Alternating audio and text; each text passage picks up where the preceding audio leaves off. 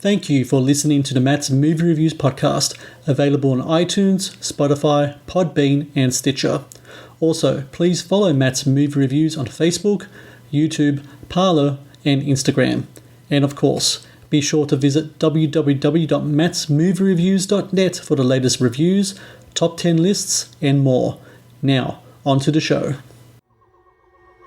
This is the real Africa, the most beautiful place in the world. Okay, I've seen The Lion King. This is a small, vulnerable community, and it is my duty to protect it. If you take me to where you make it, you will have a lot more than $1,000 coming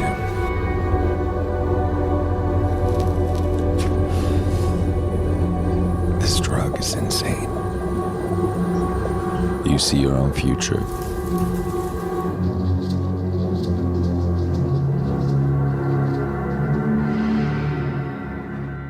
Hello and welcome to the Matt's Movie Reviews podcast. I am your host, Matthew Pejkovic, and this is episode number 329.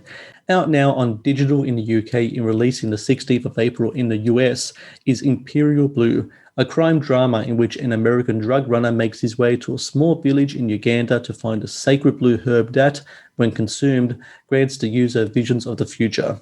Instead, he finds himself embroiled in a battle for land between the daughter of a witch doctor and a corrupt pastor. A cautionary tale in which drugs, religion, and greed take center stage in this journey into darkness, Imperial Blue also marks the impressive feature directorial debut of Dan Moss, who I'm glad to say joins me now on the Matt's Movie Reviews podcast. Dan, thank you very much for joining me. Thanks for having me. So the background to this whole production is fascinating. Since 2011, you've been teaching at a film school in Uganda. How was it that you find yourself in East Africa teaching people in Uganda about filmmaking? Well, I mean, the first foray out there was made by our producer, one of our producers, David Cecil, who still lives there. And he went there on a sort of charity mission and was meant to stay a few weeks, but absolutely fell in love with the country and moved out there.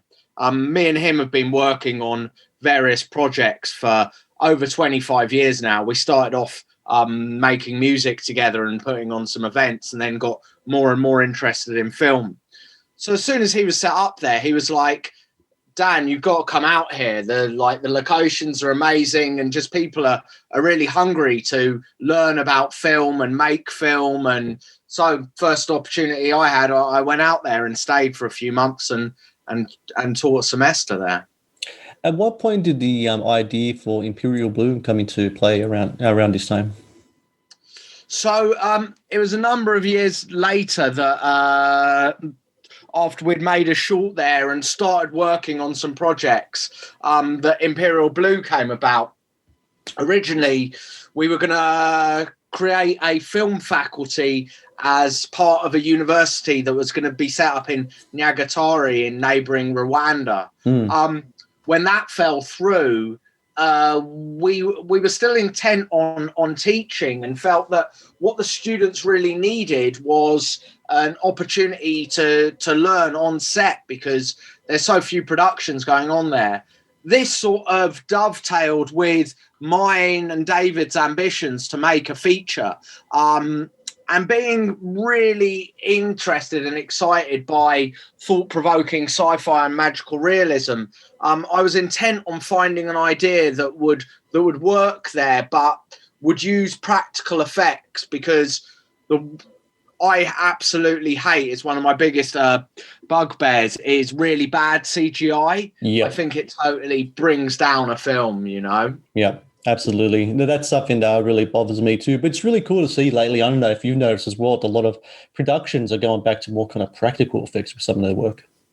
Yeah, I mean, I love practical effects. There's some films from the 70s and 80s, you know, that I think the effects still hold up because they're all practical. And I think people have realised that although there's a lot of stuff that can be done on a computer, you know, you're never going to get that sort of artistic touches that you do if you do it practically.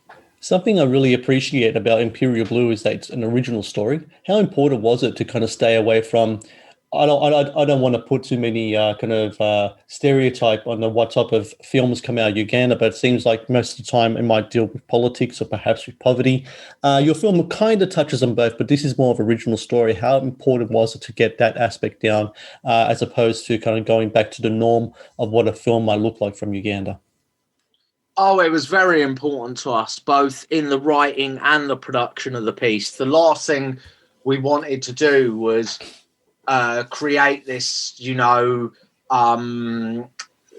film that sort of treaded along the lines of what you'd expect, poverty, AIDS, and, things where you just saw like a sort of village as you'd imagine it, but, and the Westerners would come and help everybody. I mean, that was definitely the last thing we wanted to do. And the Ugandans responded to that brilliantly, because that's the last thing they want to be involved in as well, Yeah.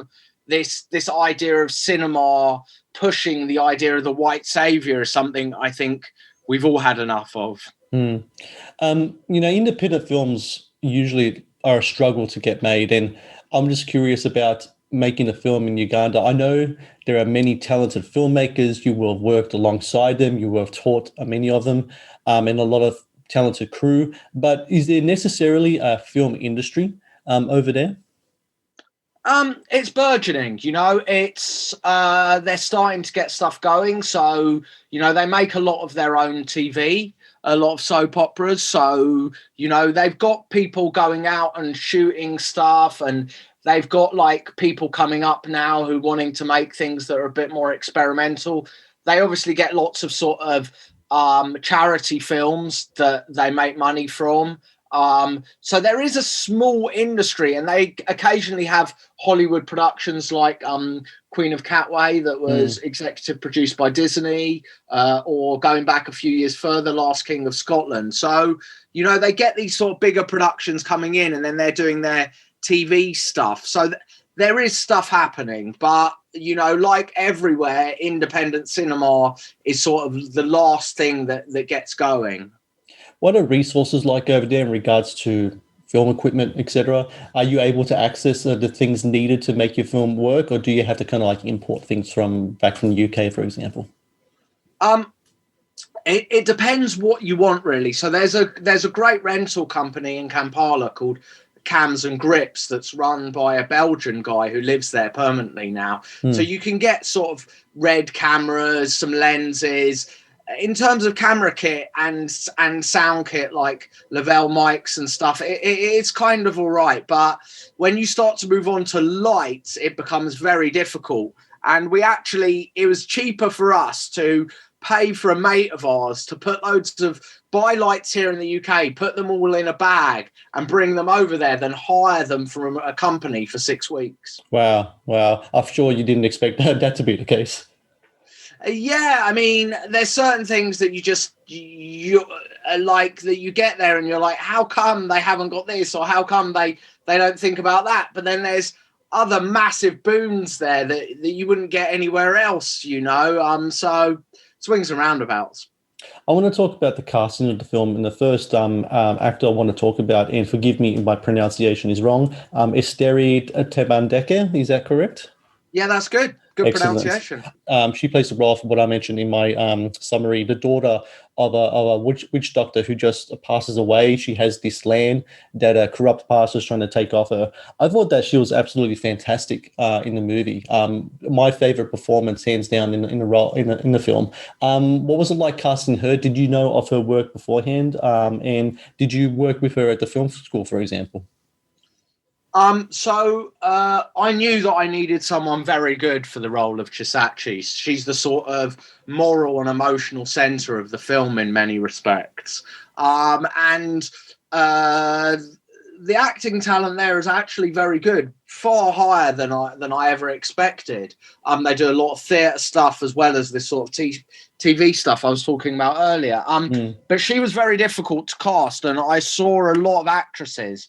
And we've got to the sort of bottom of our list and we hadn't found anyone. And someone who was working with us as a community outreach officer drew my attention to Asteri and at that time she was doing a one-woman show at the National Museum, and I went to see her in a one-woman show, and she absolutely blew me away. I mean, she was just charismatic and brilliant and so believable. And then I managed to audition her. She did the audition and she was good, but when I offered her the part, she was very reticent. She was like, I very much want to be a part of this film, but I always get cast in these sort of roles. Eventually, I was able to talk her around, and she came on board, and we were all very thankful for that. Well, I'm very thankful for it too, because like I said, I think the performance is fantastic, and I really do hope that a lot of like international casting agencies to see what she does in this film, because I think it's just fantastic, really is. I want to talk about another actor as well, Nicholas Fagerberg. He plays the role of Hugo, who's the drug runner I mentioned in my summary. How did you go about casting him? And I got to say, like, Hugo has got Nicholas has a very kind of unique look. Tall, lanky, he's got the hair, all that kind of stuff. And was that something that really kind of appealed to you as well in regards to casting him for this character? Yeah, I mean, he was very difficult to cast as well. We saw... because we're very restricted in terms of budget, it wasn't the sort of film that we could go out to a named actor. And also we knew that, considering all of the people in the crew and the production were unknown, we knew that, you know, drawing someone out to another continent without like big bucks or a big production would have been difficult. So we did a lot of auditions here in Britain, and saw a number of people who were decent but not brilliant, and didn't have that sort of charisma and charm. The charm was very important to me. The guy who plays Spiral Matt, the dodgy gangster who's at the beginning of the film, he's actually really, really helpful when you're doing production. So he was offering me ideas, and he'd worked with Nicholas on some other stuff, and he was like, this is the guy, you've got to get this guy, he's brilliant for the role. And he's Swedish and was in Sweden at the time. So I did a couple of auditions with him via Zoom, and I thought he was very good. But I said to him, I was like, look, you know, we're now up to the final round. If I'm going to cast you, I really need you to come over here, because I can't possibly work with an actor I've never met face to face. And he was like, look, I really like the role. I'm going to come. And I was like, you know, if I don't cast you, I can't pay for your ticket or anything. He was like, I'll just come anyway. And he came, and he was amazing in the audition, far better than anyone else who'd made it through that far. And I was very keen to cast him. The only thing that was pretty annoying was he was meant to be English at the beginning, and I did ask Nicholas, I was like, can you do an English accent, not just an American accent? He was like, yeah, sure, no problem.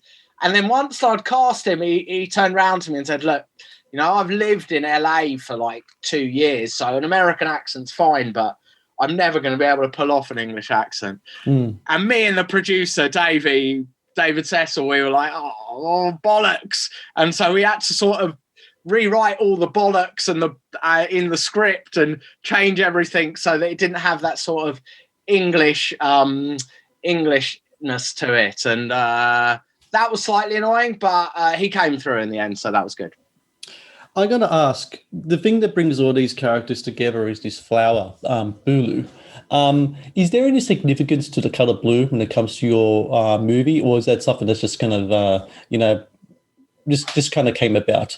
And is there kind of like an actual flower in Uganda that kind of inspired the flower in your film? Like, did you come across a field of these flowers and thought, oh, that'll be all right for a movie one day?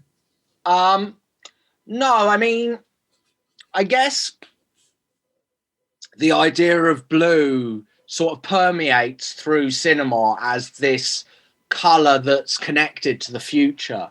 So I think part of it came from that, maybe. It wasn't a sort of conscious decision to be like, I'm definitely picking blue here.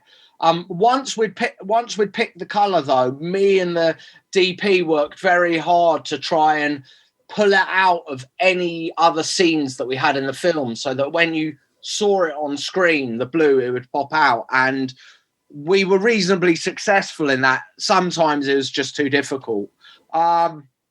The flower doesn't exist. We wanted something that looked very unique, and me and the production designer, we found a flower called the fire flower that's red, actually. And so it has this brilliant form, but it's red. So the production designer had to pick loads of these flowers and then individually spray them all blue. And then we needed to shoot quickly enough that they didn't look like they were dying. Right. Well, it looks actually very good, excellent on film. Actually, couldn't even tell that at all. When it comes to this blue flower blue, it gives the user like a grand stem visions of their future. When it comes to how you wanted to construct that for the screen, did you have like a multitude of ideas of how you thought it might look on screen? I mean, the way we have it now in the movie is kind of like, honestly, it's kind of like collage of like just scattered kind of imagery.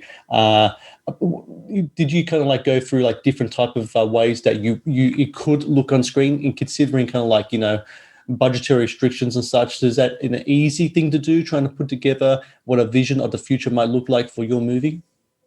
I mean, the idea was always that, by using visions of the future, you could use and shoot material like actually, rather than having to create anything on the computer. But I didn't have a specific idea until I started talking to my DP about it. And me and my DP Ezekiel Romero, we tested out a number of things, and we shot ideas. So we shot test sequences of the future. And while we were doing it, he came up with this idea of detaching the lens, and we just loved the look of it, because we felt that this sort of soft focus not only gave this feeling that you were seeing something that wasn't current, but it enabled us to merge images a lot easier than if we were going something that was like really tight and in focus. So I have to give him a lot of props for that. It was kind of mainly his idea, the way of shooting that. I was reading a director statement you put out on the film's website, and it said you guys had to contend with tropical storms, biting ants, leeches, insects that laid on your feet, all sorts of kind of stuff during this shooting schedule. Sounds very brutal, but at the end, all worth it, right? Oh, yeah, completely. I mean, there were times when it was terrible, especially, when one of the actors got ill. There are so many sort of tropical diseases that might lay someone out for months at a time. And, when you're coming up against stuff that you're like, what on earth was that? Like wriggling between my toes or whatever. Then it does become pretty scary. But, the important thing was that we were with locals all the time, and our crew was mainly made up of locals. So whenever there was something that we were worried about, we'd just speak to the people around us and they'd find a solution. So, we were out in the jungle, and I was obviously concerned that, if the actors were running around, there was the possibility they could be bitten by snakes. But you speak to some locals and they're very aware of what to do to, shake up the ground so that, any snakes would come out at that point, and then you can sort of walk around a bit safer. So, yeah, there was huge challenges, but, you look at the sort of terrain, you look at what we were able to do. We built a church in the middle of this village. We built sets. We were able to get locals involved and pay everyone. And on a sort of indie film, I think that's very hard to do. So I think on balance, we were actually very lucky. Can you tell me about the feature film apprenticeship program that you have going on there? I'd imagine that Imperial Blue was kind of like the launching pad for that, where you can have kind of like more experienced people in the industry, mentor up and coming crew and filmmakers in Uganda. With Imperial Blue behind you, is the goal to have future productions continue this kind of work in having community engagement with cast and crew and other industries as well in Uganda in making feature films? Yeah, for sure. I mean, so David Cecil still lives there, and alongside the Ugandan producer Semelima Daniel Katenda, they've started a production company. They're currently making music videos and shorts, and David's working with a couple of up-and-coming Ugandan directors and screenwriters to work on the next project. The idea, hopefully, is that, you know, one of them will come up with a really good script that they direct, you know, and then we'll be able to once again bring a very limited crew over, make something that's of a decent quality, and try and get it out there. Everything's just been a lot slower than we thought it would be. The distribution of the film has actually been very hard, much harder than I expected it to be. Yeah, I mean, I talk to independent filmmakers from all around the world, and distribution is the number one thing that's the biggest difficulty. But you got the film out there now. For people out there, Imperial Blue, out now on digital. You can check it out, iTunes, Amazon in the UK. You can watch it on Sky Store as well. And also be sure to check out imperialbluefilm.com and Imperial Blue Film on Facebook. The Facebook page is excellent, by the way. Thanks. There's always updates there. I see now that you have a soundtrack out as well, and I imagine that's comprised of local artists in Uganda. Yeah, that was once again Ugandans working with Westerners, so in various ways. So the two composers, one's a Scot who lives here in London, David Bryceland, and he was working with a Ugandan composer, Albert Sempeki, and together they were getting stuff going. And then we had dub projects and hip hop projects where a lot of the producers of the instrumentals would be British, and then the rappers or the MCs would be Ugandan. So all the way through, we were trying to create these sort of collaborations.